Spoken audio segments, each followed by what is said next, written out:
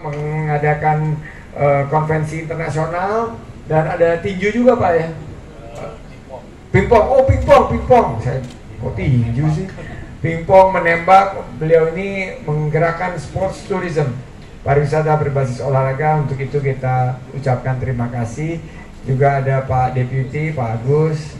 Terima kasih teman-teman saya dari Kemenparekraf, dan kami sangat berterima kasih karena MOU ini kita hadirkan sebuah wujud nyata kerjasama untuk mengedukasi dan menyebarkan informasi agar masyarakat Indonesia bersih dari penyalahgunaan narkoba. Nah, bagaimana nih Pak Petrus, apa yang kita bisa lakukan sebuah kolaborasi bersama untuk Indonesia maju ke depan? Terima kasih Pak Menteri. Jadi kalau kita lihat secara global, di dunia itu ada sekitar 275 juta pengguna narkotik.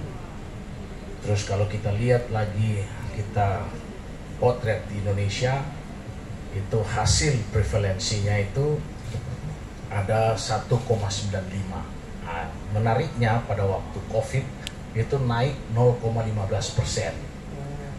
Jadi pada waktu COVID dia naik. Sekarang kita lagi cek lagi bagaimana keadaan sesudah COVID. Nah, ini sekarang kita lakukan research bersama-sama dengan BRIN. Yang berkaitan dengan tugas Pak Sandi ini, kita lihat bagaimana kita menjadikan Indonesia ini adalah daerah tourism yang luar biasa without drugs. Nah, ini jadi tugas kita bersama, dan saya lihat kalau kami dari BNN Republik Indonesia, kita tugasnya itu mulai dari hulu sampai hilir, mulai dari prevention sampai dengan rehabilitation. Ada hal yang menarik juga untuk di daerah wisata dibuat di Bali adalah orang untuk datang itu untuk rehabilitasi.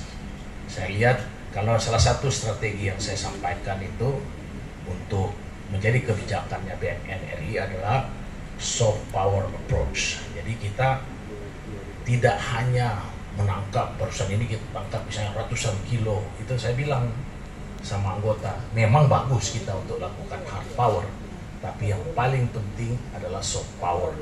Tapi yang lebih penting lagi adalah jangan kita jadikan Indonesia ini seperti daerah atau orang untuk gampang menggunakan drugs, sama seperti tempat-tempat yang lain. Jadi konotasi bahwa kalau di tempat wisata itu, contohnya di tempat-tempat lain, misalnya kita bisa sebutkan dengan langsung aja, contohnya Thailand.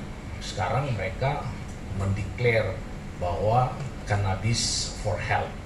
Nah, di kita dilarang. Nah, saya nggak tahu nanti Pak Menteri juga, saya minta tanggapan Pak Menteri nanti apa kira-kira berkaitan dengan ini. Kalau kita lihat kembali kepada angka prevalence tadi, yang paling banyak juga itu kepada kalangan pelajar.